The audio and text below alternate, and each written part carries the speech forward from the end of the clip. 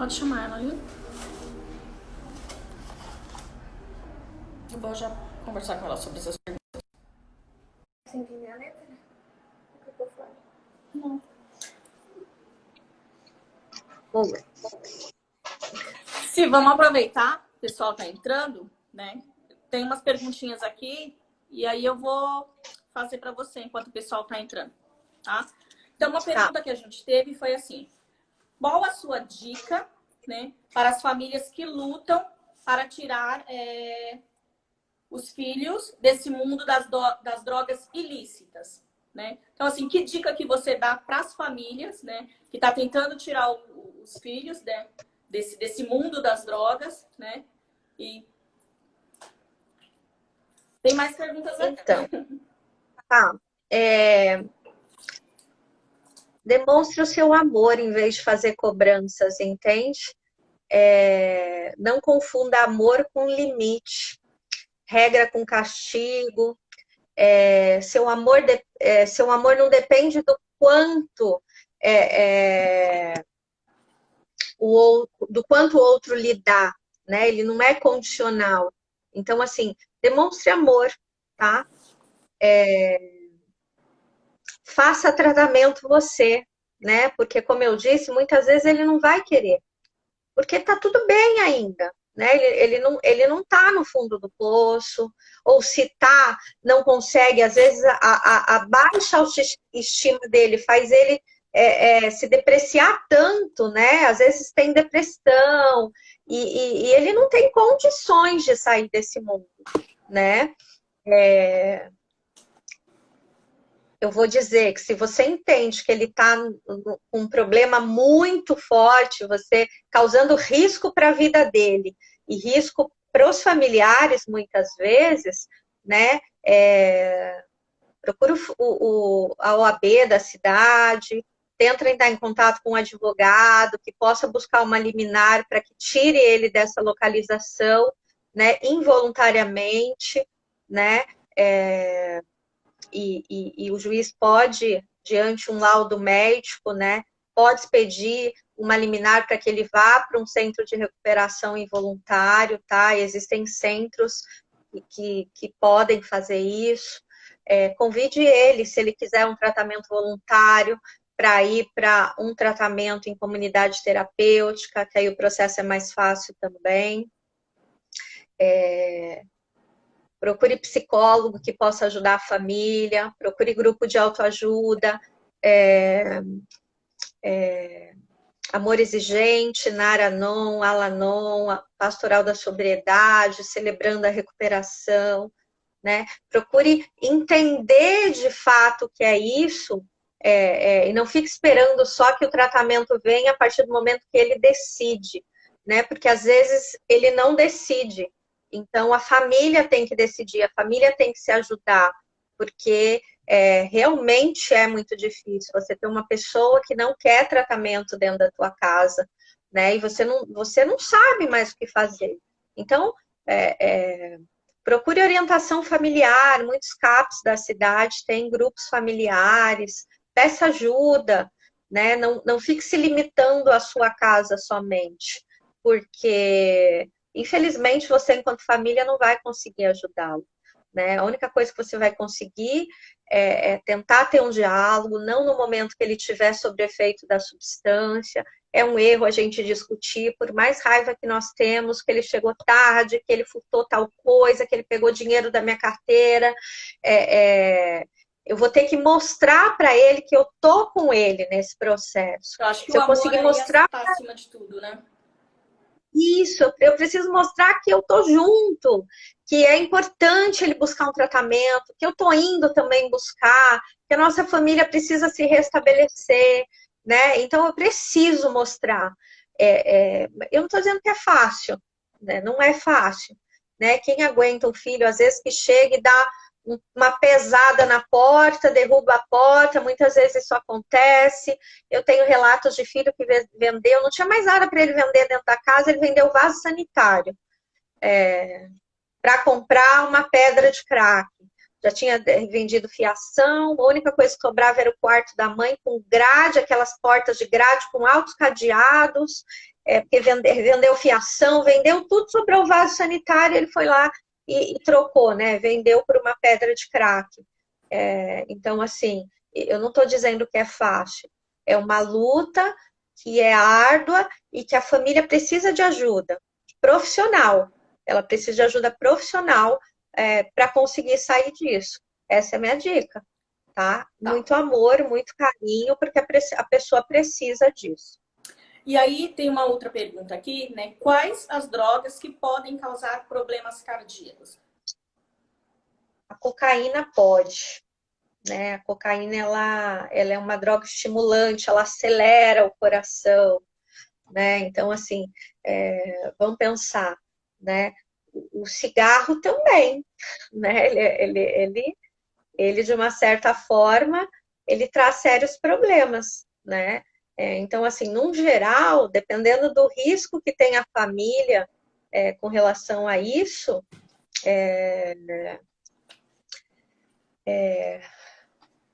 nos momentos que de repente a família tem histórico disso, né?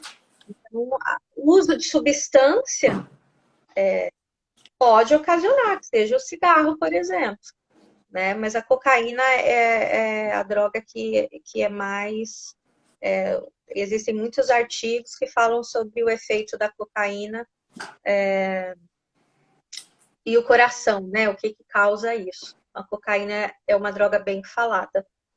Uma outra pergunta. Acontece do alcoólatra achar que aquela bebida ele já não está mais satisfazendo as necessidades dele? Tá? Acontece igual a droga. O cara começa a dar um trago na maconha, né? Às vezes nem é dele, às vezes é do amigo que falou, dá um trago. Aí ele vai lá e fuma um baseado. O álcool, a pessoa começa bebendo, de repente ela percebe que aquilo ali, ó, se ela tem uma tolerância, porque o que acontece com o nosso corpo é que nós vamos tendo tolerância, né? Então, eu bebo um pouco, se eu for beber uma lata de cerveja agora, eu vou ficar um pouco alegre, né? E aí amanhã eu vou bebendo outra lata, aí eu vou ficar alegre, aí eu vou ficar meia tonta, mas aí eu percebo que o efeito é legal, aí eu começo a beber outra depois, então a tolerância vai aumentando. Aquela pessoa que não conseguia beber uma lata, de repente já está bebendo 6. Então a sua tolerância vai aumentando, o teu corpo, ele reage com isso e vai aumentando. Aí daqui a pouco a cerveja não tá mais legal, né? Melhor beber um destilado, é melhor, né, beber uma bebida mais quente, porque aí ela dá um efeito diferente. Então, sim, igual a substância da droga, sim. Vai aumentando a tolerância e ela vai buscando cada vez mais drogas mais potentes. Em caso de medicamento. E o álcool, tá, espera só um pouquinho. E o álcool, ele é porta de entrada para todas as outras drogas, se a gente pensar, né? Uma pessoa que está sob efeito de álcool, por que o homem embebeda as mulheres, né? Por conta de que fica mais fácil, né? Eu posso fazer o que eu quiser, que ela tá facinho, como eles dizem, né? Então, assim, o álcool é a porta de entrada. Então, a pessoa começa a beber, e aí não tá tudo bem. Se o amigo fala assim, dá um tiro aqui que isso vai te ajudar a sair dessa deprê aí, desse mal-estar. Aí ela vai lá e dá um tiro, porque ela não tá mais respondendo por si só, entende? Então, o álcool ainda é a porta de entrada, na minha visão. Muitas pessoas que começam no álcool, elas têm grande propensão de usar outro tipo de substância. Sobre a medicação. Em caso dos medicamentos, né? Em caso de medicamentos, o efeito de viciar, ele é mais rápido por ser contínuo? Então, assim, a pessoa que faz o uso de um depressivo contínuo, referente a vício dos medicamentos, você pode falar um pouquinho? Então, hoje as medicações, elas estão bem, como eu posso dizer, bem, mudou, né? Antigamente tinha muita questão com os medicamentos com relação a isso. Mas, assim, medicamentos tarja preta, eles viciam, né? Então, precisa de um acompanhamento psiquiátrico efetivo, né? Porque o psiquiatra vai dizer se há necessidade de você tomar aquilo realmente para o resto da sua vida. Infelizmente, você vai depender daquela medicação e aí não vai ter jeito, ou se ele vai dar uma quantidade para que você não vicie, né? As pessoas que têm crises muito altas, vamos falar da ansiedade, então vai lá dar um clonazepam, um Rivotril, um remédio para uma crise forte, né? Então, essa pessoa só vai tomar na crise. Então ele medicou isso principalmente para alcoolistas, né? Medicou essa medicação e ele vai tomar aí por 3 meses, entende? Então, o médico psiquiatra faz o acompanhamento para que essa medicação não se torne um vício e essa pessoa dependa disso sempre, tá? Consiga Agora, depois, quando há necessidade de tirando o medicamento, porque há o desmame, o psiquiatra faz o desmame corretamente da medicação, e ok. Os remédios tarja vermelha, né, a medicina, né, a produção de remédios, os laboratórios estão muito avançados, né? Então, assim, o grau de... O que você vai responder agora se encaixa nessa outra pergunta que eu tenho aqui, que é os medicamentos anti-inflamatórios. Então, assim, aquela pessoa que, eu tô com uma dor de cabeça, vai lá, pega um remédio, toma. Daqui 10 minutos, não passou, vai lá. Esses medicamentos, né, no qual você citou, tarja vermelha, eles podem viciar? Então, hoje os laboratórios, a medicina está muito avançada, né? Então, assim, o que acontece é que psicologicamente a pessoa fica viciada e, assim, ela tem crenças de que ela não consegue mais viver sem aquela medicação. Eu não consigo, se eu não tomar, não vai ter jeito. E aí vamos falar das nossas UBSs, né? Por exemplo, tá passando um carro aqui perto, então um barulho enorme, mas vamos lá, tá escutando bem? Tá, dá para ouvir. Tá. O que é feito? Vamos falar do setor público, por exemplo, né? Muitas vezes não tem psiquiatra para toda a população. E aí você consegue um psiquiatra que te medica e que a partir daí ele não te acompanha. Você vai lá e troca a receita. Você passa com um clínico, você passa com, sei lá, com o cardiologista, você não sei, e aí ele não te acompanha.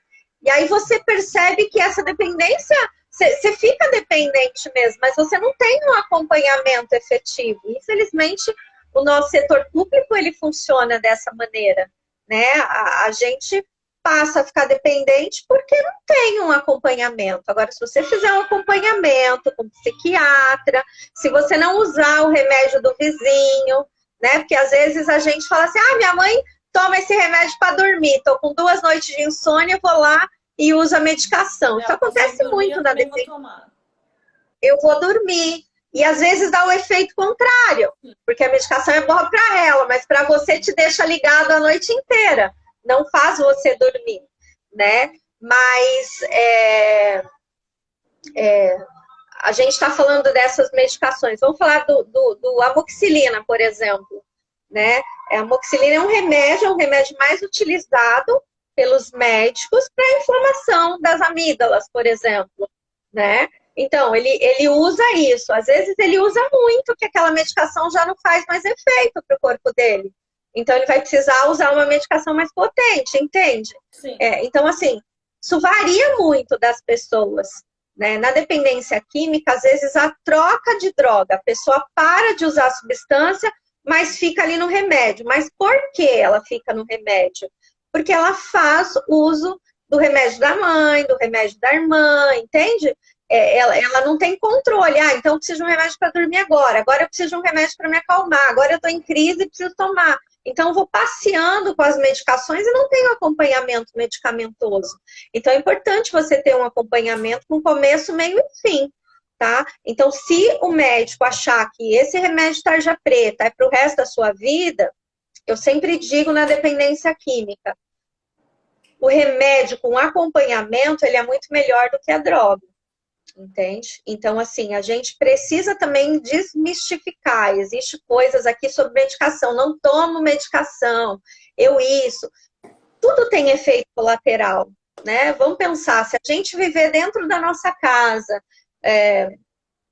tendo uma alimentação saudável, mas a gente não praticar atividade física, a gente não tomar sol, nós vamos ter problemas. Então, assim, tudo tem efeito colateral. Um remédio dá problema no outro, mas de repente, com aquele remédio, você consegue ficar estável. Então, Então, procure tratamento. Né? Exato. Então, assim, tem que fazer acompanhamento, né? Para que você não torne Às vezes a pessoa chega no consultório, está tomando há 12 anos o mesmo remédio para depressão. Nunca fez terapia, por exemplo. Como faz, né? Você está indo no psiquiatra? Não, estou indo no neurocirurgião, que fez a minha cirurgia sei lá quando. Tá, e aí? Entende? Você precisa passar por um profissional. Para isso existe um profissional, cardiologista para o coração, né? Para as questões, o clínico geral para uma coisa em geral, o psiquiatra para cuidar de doenças mentais. A gente precisa tirar esse estigma de que psicólogo, psiquiatra é para louco. Não, eu estou precisando de medicação, vamos fazer o uso apropriadamente, vamos fazer o uso da forma correta. Isso só tem a nos ajudar, não tem a nos, né, deixar pior, com certeza não. Quando o problema, né, referente ao uso de drogas, é de um amigo meu, como que eu posso ajudar esse meu amigo? De que forma? Quando é de um amigo da gente, né? Eu acho que eu acabei falando, que você falou lá no negócio dos filhos, só um minutinho.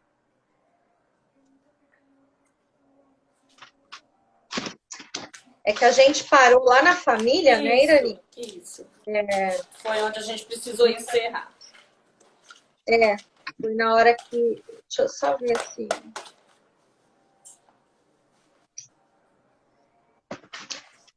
Bom, quando o problema é de um amigo, né? A gente precisa fazer a mesma coisa, dar afeto, dar carinho, porque não adianta só um minuto. Não adianta a gente ir com críticas, né? Então, quando a gente está falando de um amigo, converse com ele, escute ele, escute o que ele tem a dizer para você, demonstre preocupação, interesse. Às vezes, nessa correria diária, nessa loucura, trabalho, estudo, eu pouco tenho interesse na vida das pessoas, a vida das pessoas passou a ser rede social, enfim. Então, tenha interesse, ouça ele, ajude a ele a pensar maneiras que ele possa ter divertimentos diferentes, porque a droga dá um prazer, né? E se ele encontra prazer naquilo, a minha vida era sofrida dentro de casa. E agora eu tenho amigos no uso de substância. Eu procurei um grupo e eu achei. E a hora que eu acho esse grupo, eu passo a viver como eles, né? Se eles usam substâncias, eu também. Então, assim, o prazer dele é usar droga. Então, ele precisa entender que existem outros prazeres na vida, né? E não precisa de substância. Não precisa ir numa festa encher a cara para dançar, né? Vamos dizer, tem pessoas que só dançam quando elas bebem. Tem pessoas que só fazem trabalhos na faculdade, se beberem, se usarem drogas, né? Às vezes o paciente diz assim, na faculdade eu precisava usar maconha para mim me concentrar melhor. Vira um estimulante, né? Entendi. Então assim, eu passo até então, tem que encontrar novos prazeres, dizer que ele precisa de ajuda muitas vezes, pedir para ele conversar com os familiares se não tiver condição. O BS é importante, o BS, né, que possa ter um acompanhamento, CAPS, grupos de autoajuda, né? Tem uma pergunta aqui, Narcóticos Anônimos, acabei de ver isso. Então, grupos de autoajuda, Narcóticos Anônimos, 12 Passos, acho super importante, A minha opinião é que a pessoa ela precisa ter um grupo de apoio, e Narcóticos Anônimos é um excelente grupo de apoio para dependentes usuários, como Alcoólicos Anônimos para usuários de álcool, entende? Sou super a favor de Narcóticos Anônimos, na instituição que eu atuo, existem os 12 passos, nós encaminhamos para o grupo, acho que esse vínculo é muito importante, então, assim, se é seu amigo, tenta entender um pouco, as portas de Narcóticos Anônimos estão sempre abertas, as portas do CAPS, entende? A gente precisa entender qual o tipo de uso dele, tá leve, tá moderado, tá grave, ele já perdeu muito, então, assim, identificando isso, a gente pede ajuda, então é importante isso. Mas a gente precisa ter uma atitude firme, né? A gente não vai ser mais um que vai passar a mão na cabeça. E muitas vezes ele se afasta dos amigos por esse motivo, né? Porque os amigos vai dizer para ele, tentar orientar, e ele não vai querer, né? Uma das primeiras coisas que acontece é ele se afastar do âmbito social, né? Ele para de verdade a ter um grupo aonde as pessoas usam, né? Porque as outras pessoas vão ter problemas, né? Vou colocar no meu grupo de trabalho, ele não faz o trabalho, como é que eu vou só colocar o nome dele? Então ele vai se afastando, ele não quer ninguém criticando ele também, né? Então por isso o posicionamento do amor, do carinho, entende? A gente não consegue através de intimidações, de gritos, ajudar ninguém, né? Se resolvesse, a gente conseguia com os nossos filhos dentro da nossa casa, e não adianta a gente gritar com os nossos filhos, né? Você vai lá na criancinha, não pode pôr a mão aí na tomada, aí daqui a pouco ele tá lá pondo a mão na tomada de novo, você grita com ele, aí ele tem um susto quando você tá na frente dele, mas quando você não tá,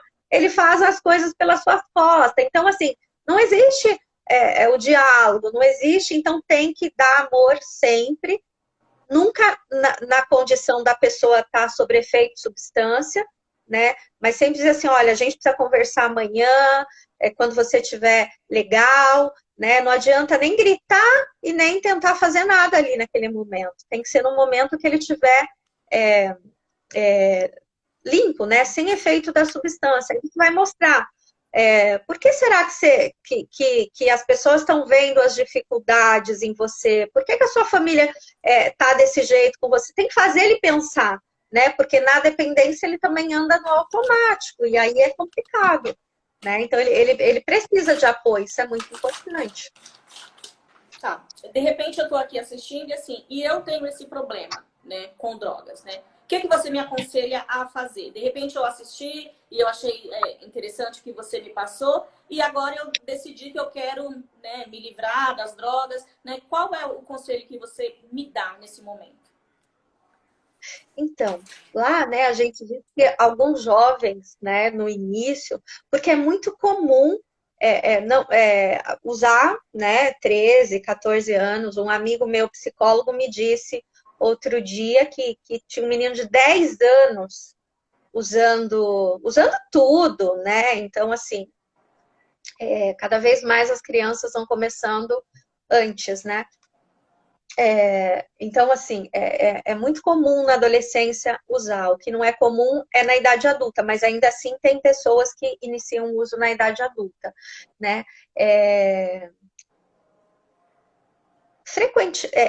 Pense, você tem prejuízo com a substância? A substância faz você faltar no seu serviço, faz você não ter o rendimento escolar necessário, muitas vezes para passar de ano, né? Ter notas boas. Você precisa entender que você precisa entender qual é a vantagem do uso e a desvantagem, porque existe vantagem de usar, né? Fazer uma balança, isso é uma técnica, inclusive, tá? Que a gente usa para quando eu tenho dúvida se eu devo parar ou não de usar. Né? Eu pego uma folha de papel, divido ela no meio, escrevo assim, qual a vantagem de eu usar a substância? Qual a desvantagem de eu usar a substância? Né? Porque tem vantagem, como a gente disse, né? Senão ninguém usava a substância. né? Então, tem sim. A vantagem é que eu me sinto menos tímido, de que eu consigo pegar a garotinha, de que eu fico mais... eu faço trabalhos melhores. Então, assim, qual a sua percepção sobre isso? Né? Qual a desvantagem? Ah, eu não consigo fazer tal coisa, sei lá, não consigo ter um rendimento legal na escola, os meus amigos estão se afastando de mim, né? Então, use essa técnica na sua vida, né? Descubra quais são os seus fatores de risco, né? Fatores de risco é todos aqueles que levam você para uso. De repente, aquele amigo, aquela rua que você passa, aquele amigo que faz uso junto com você. Tenta encontrar fatores de proteção. Quem são as pessoas que podem te ajudar nesse processo? Aquele amigo de infância que eu não falo com ele há bastante tempo. Conversa com ele. Muitas vezes a gente tem vergonha de falar como a gente está usando droga, como a gente está no fundo do poço. Não tenha vergonha. Procure. Né? Procure ajuda de alguém. E aí sim, de um CAP, se você acha que você não tem mais condição, de uma comunidade terapêutica. Tenta buscar o que é divertido na sua vida, que você já não faz mais, porque a sua vida agora virou uso de substância, então você passa todos os dias fazendo isso. Né? O que é divertido? O que eu posso fazer de diferente? Quem eu posso procurar? Né? Então, num primeiro momento, eu tenho que evitar os fatores que levam ao uso, entende? Tem Então, que se amar, tem que procurar ajuda profissional de um psicólogo, é isso. então, assim, eu sei que existem diversos tratamentos, né? Você pode falar agora um pouquinho dos tratamentos, até mesmo falar um pouquinho da comunidade terapeuta, no qual hoje eu sei que você está inserida, né? Fala um pouquinho dos tipos de tratamento. Existe tratamento psicológico e psiquiátrico, né? Então, dependendo do seu nível, o profissional também ele precisa ter condição de avaliar, né, você para saber se você consegue fazer o tratamento dentro do consultório com ajuda medicamentosa, que é muito importante. Então, tem que ter esse casamento, é muito legal. Você pode procurar Narcóticos Anônimos, né? Como foi citado aqui. Acho que as portas de Narcóticos Anônimos está sempre aberta para as pessoas que os seus, né? Você vai estar num lugar onde tem pessoas como você. E aí talvez você perca um pouco dessa vergonha também. Né? Os CAPS AD, né? Que é o Centro de Referência Psicossocial de Álcool e Drogas, né? Eles têm grupos, eles têm psiquiatras, psicólogos que podem ajudá-lo, né? E a comunidade terapêutica. A comunidade terapêutica, assim como o psicólogo vai fazer avaliação para verificar se ele consegue fazer o tratamento ainda inserido na sociedade, a comunidade vai fazer o acolhimento, uma avaliação médica, né? Para ver se essa pessoa realmente precisa. Porque, às vezes, quem acha que precisa é a família, né? A família está tão desgastada, e ela acha que por um menino usar uma substância, sei lá, uma maconha aí, de vez em quando, ela acha que tem que fazer a internação. Então, a comunidade terapêutica precisa ser séria para também entender quais são os perfis de comunidade terapêutica, né? Quem é a pessoa? É a pessoa que está dependente, que já perdeu a estrutura familiar, ou que a família está desestruturada, que o seu uso é tão excessivo que ela não consegue mais ter domínio de nada, né? Então, a comunidade terapêutica vai fazer esse acolhimento. Existem... a gente também tem que ter uma coisa aí bem centrada. Quando a gente vai procurar uma comunidade terapêutica licenciada, que tem licença da Anvisa para trabalhar, que é toda documentada, né? Porque se ela tem licença, ela é fiscalizada. Então, se ela é fiscalizada, ela não faz nada que não seja o que é correto, entende? Existem um tabu também por comunidades terapêuticas, porque, nossa, eu vou ser espancado, vou viver dopado e tal coisa. Então, por isso que eu falo da medicação, por isso que eu falo da licença, né? Porque quando a gente trabalha corretamente, a gente não usa métodos inadequados. Né? Ninguém vai trancar a pessoa, dar medicamento para que ela fique dormindo, dopado o dia inteiro. Qual é Então, o período a mínimo de ideia... internação? Eu costumo dizer nos meus acolhimentos que o período mínimo para acolhimento depende do próprio acolhido, né? Depende dele. Né? Nós temos 3 fases no processo terapêutico. A primeira fase é a fase de adaptação e de desintoxicação. Né? A partir do momento que a pessoa ela para de usar qualquer tipo de substância, o corpo dela está intoxicado. Isso demora até 90 dias para fazer essa desintoxicação, sabe? Então, isso varia de pessoa para pessoa. A medicação é importante, passa pela avaliação médica, então tem a medicação e vai passar por 2 meses, tá? E aí a gente faz essa avaliação. E os próximos 2 meses é conscientização.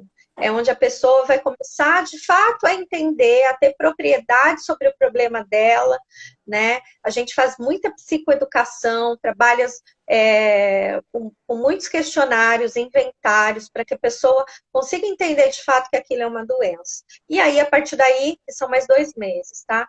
No 3º mês, a pessoa é reinserida à sociedade novamente, e aí ela começa a passar finais de semana em casa, voltando para a instituição aos finais de semana, tá? E aí a gente acompanha esse processo juntamente com a família para verificar o que a gente pode colocar de lazer, o que essa família proporciona, né? Então a gente devolve ele à sociedade com 3 meses, que a gente chama de reinserção social, reintegração social, né? E aí a gente vai acompanhando isso juntamente com o familiar. E assim, o processo ele pode durar 180 dias, mas ele pode ser estendido por mais 90 dias e mais 90. Então, numa comunidade terapêutica, pode chegar a 1 ano. A ideia não é que a pessoa fique 1 ano. De repente, ela tem uma comorbidade muito grave, uma esquizofrenia, né? E aí a gente tem uma metodologia diferente para trabalhar. Mas a ideia é que o quanto antes ela seja inserida na sociedade, melhor para ele, né? Mas não que o tratamento acabe. A gente encaminha para o CAPS para dar continuidade, para grupos de autoajuda, como Narcóticos Anônimos,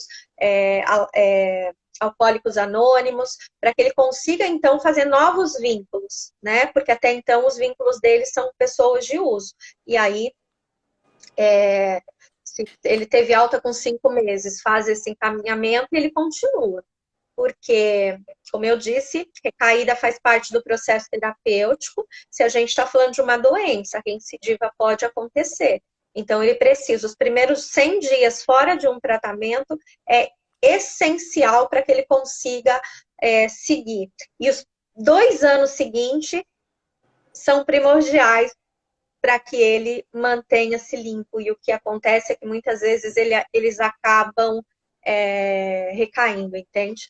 Então, procure profissionais habilitados, procure instituição que seja correta, que não tenha métodos, né, agressivos, comunidade terapêutica que seja humanizada para esse trabalho. Elas existem, mas como existem muitas ruins também no nosso país, né, o que a mídia muitas vezes fala são dessas comunidades ruins que recebem denúncias, né? Elas não vão lá mostrar as comunidades como elas funcionam, lá tem regras. Na comunidade que eu atuo, acho que, não sei, deve ter quase 50, tem regras, né?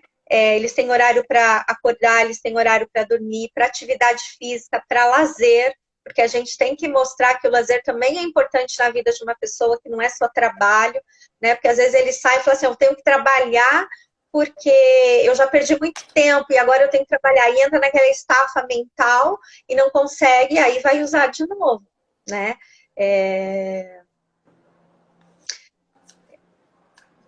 Peraí que eu estou lendo aqui. Enquanto a família insere o álcool no convívio do paciente nesse período de inserção na sociedade após 3 meses, o que fazer nesses casos?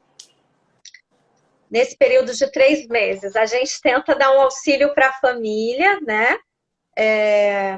Ajudar essa família na instituição que eu ajudo. Existem pessoas qualificadas para fazer atendimentos familiares. Eu mesma faço atendimento nas visitas que existem. Claro que o período da quarentena não está disponibilizando isso, mas a gente usa metodologia de questionário e outras coisas.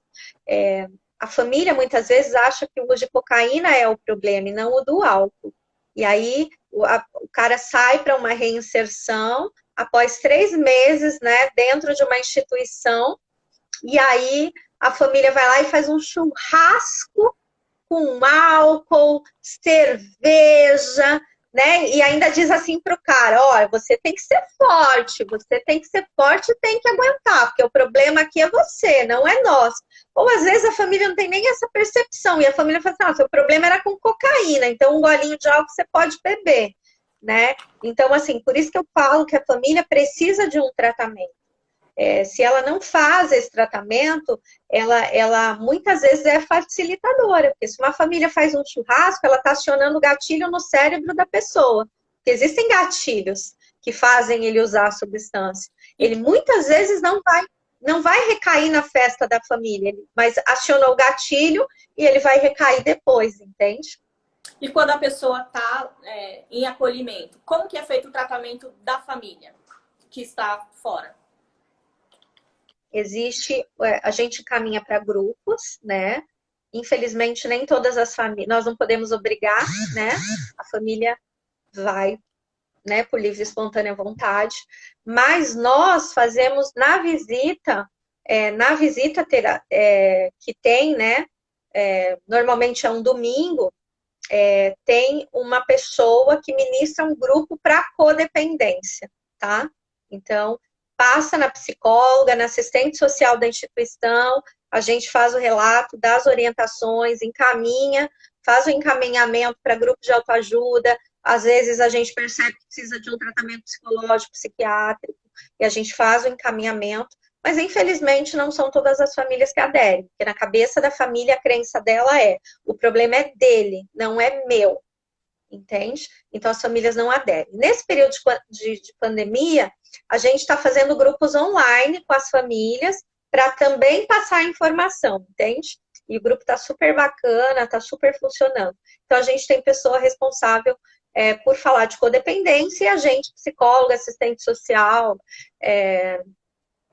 diretora, a gente também faz esse atendimento individualizado. Aqui grupo é grupo, né? A gente faz o atendimento individualizado. Deixa eu ver se tem mais alguma pergunta aqui.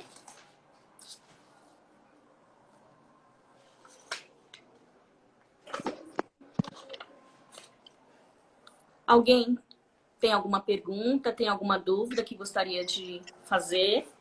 Fica à vontade agora, tá? A importância de saber os tipos de uso. Acho que já foi, né?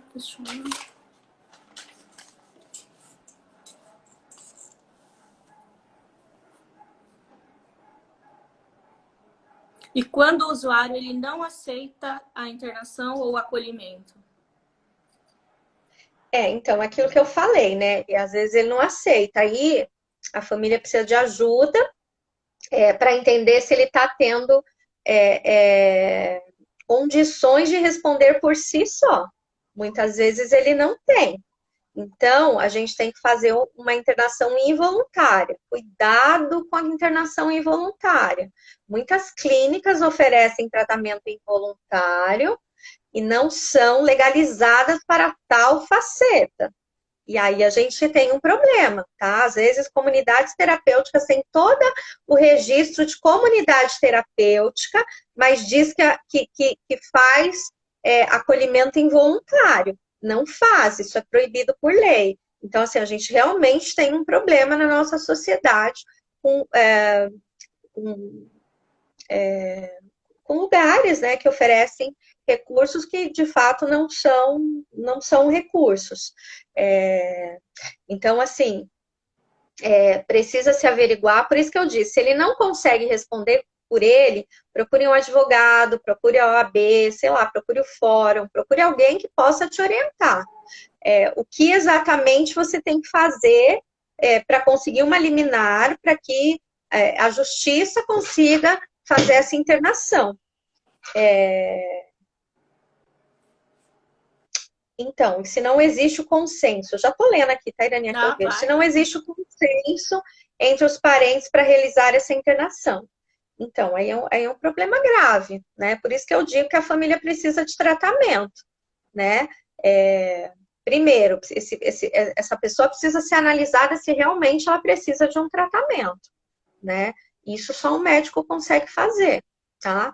Ou para internar, só o médico que interna, mas um psicólogo também consegue fazer uma avaliação para verificar se precisa, encaminha para o médico encaminha para as instituições, tá? Ele faz um encaminhamento e a pessoa vai para a instituição. Mas se não há um consenso, a família precisa entender exatamente qual é a problemática. Ele está causando risco ou não está? Precisa-se ter um diálogo, precisa ter um diálogo entre família. Não dá para mim ir lá, eu não sei, né? Mas de repente a esposa acha que tem que internar, a mãe acha que não, sei lá. E aí fica complicado, né? Precisa-se ter né, um consenso entre todo mundo, mas eu não estou falando que a situação é fácil, mas que precisa ser resolvida. E sempre no diálogo. Eu não li as outras perguntas. Eu acho que era essa mesmo. Tinha algumas. Eu acho que já foi respondido. A família pode optar por ele, né? A família pode optar por ele nesse sentido que eu disse, né? De que tenha ajuda, de que tenha respaldo, nesse sentido, porque ela entendeu que ele é risco para a saúde dele e muitas vezes risco para as pessoas.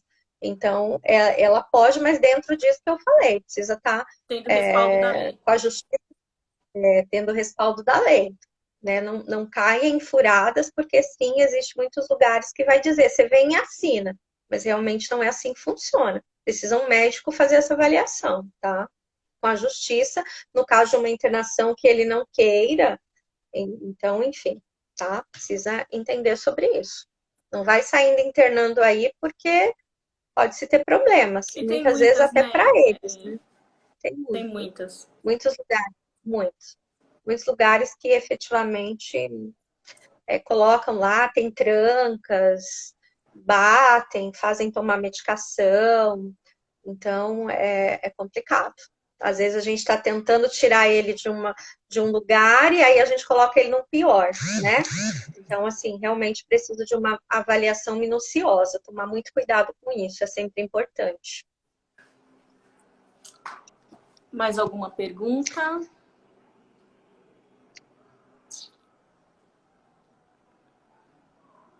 Você quer concluir-se?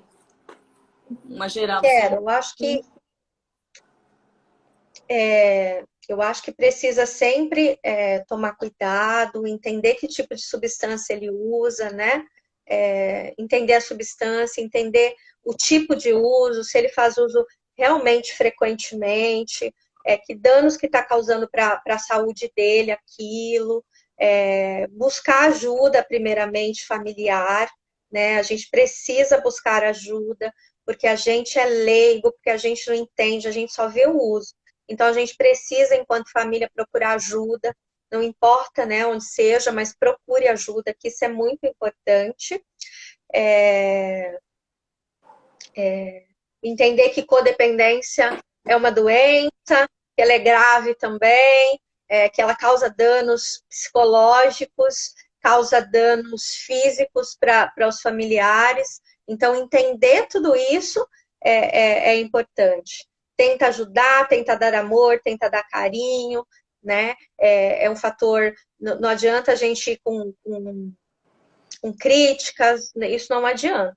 É o diálogo, é o amor nos momentos e profissionais qualificados que possam ajudar, né? Procurar ajuda de profissionais também. Isso é muito importante, né? tudo que se pode fazer deve ser feito, né? Então, a gente precisa analisar a nossa vida para saber o que a gente precisa fazer. Então, às vezes, um profissional ajuda a isso, né? A gente precisa prevenir, a gente precisa acreditar e a gente precisa agir, né? É importante que a gente tome uma atitude, né? E todos nós somos responsáveis e podemos lutar por um estilo de vida saudável. É isso. Você quer deixar... Pode falar. Porque assim, caso alguém tenha alguma dúvida em relação à comunidade terapêutica, alguma dúvida em relação à internação, né? Como que elas fazem para te procurar? Você pode entrar no seu Instagram, alguma dúvida? Vou colocar meu e-mail, tá? Pode. Vou disponibilizar meu e-mail.